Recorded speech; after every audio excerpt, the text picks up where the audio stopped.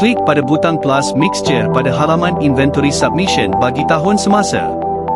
Pengguna akan dibawa ke halaman borang chemical mixture dan perlu menengkapkan maklumat pada tab details terlebih dahulu. Selepas mengisi butiran campuran bahan kimia, klik pada butang save dan pengguna akan dibawa ke tab yang seterusnya. Halaman tab ingredient dipaparkan dan pengguna hendaklah mendaftarkan sekurang-kurangnya satu rekod bahan kimia. Klik pada butang plus ingredient untuk menambah bahan baru. Halaman akan memaparkan senarai bahan. Pengguna boleh memilih satu bahan daripada senarai tersebut. Bahan yang dipilih akan dipaparkan. Pengguna juga boleh klik pada butang pangkah sekiranya ingin menukar kepada bahan kimia baharu. Isikan nilai komposisi peratusan bagi bahan tersebut. Sebagai peringatan, pengguna dikehendaki mendaftarkan nilai komposisi tertinggi sekiranya nilai komposisi bahan adalah dalam bentuk julan. Hasil tambah nilai komposisi bagi kesemua bahan kimia hendaklah tidak melebihi 100%. Klik butang Add. Bahan telah berjaya ditambah.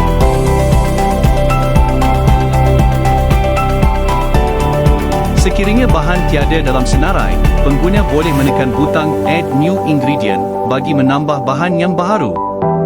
Isi maklumat bahan seperti jenis bahan, nama bahan, nombor CAS dan juga nilai komposisi peratusan.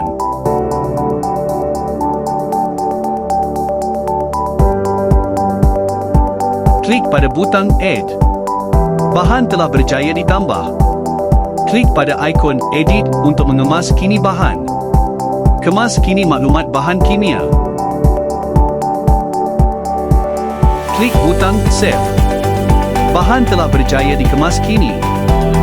Pengguna boleh klik pada ikon padam untuk memadam bahan. Mesej pengesahan pemadaman rekod dipaparkan dan klik pada butang Delete untuk meneruskan tindakan tersebut. Bahan telah berjaya dipadam. Kemudian, klik pada butang Save dan pengguna akan dibawa ke tab yang seterusnya. Halaman tab Hazard Classification dipaparkan untuk pengguna hendaklah menyimpan sekurang-kurangnya satu rekod pengelasan bahaya untuk campuran kimia tersebut.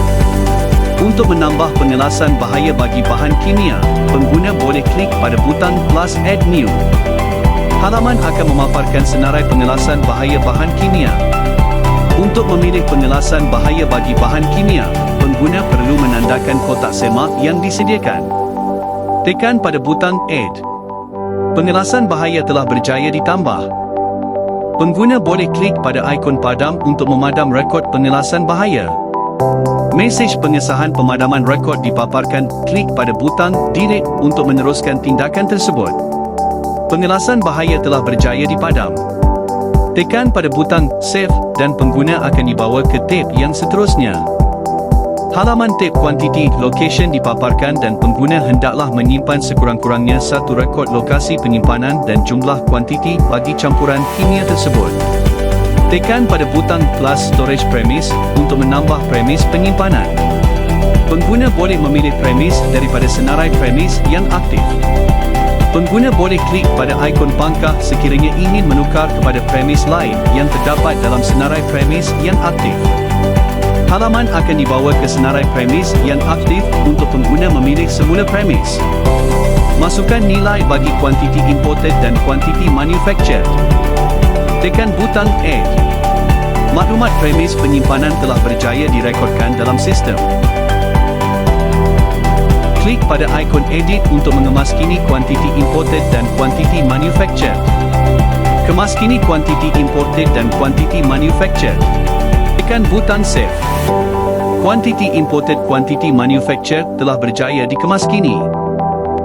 Pengguna boleh klik pada ikon padam untuk memadam rekod lokasi dan kuantiti penyimpanan bahan kimia.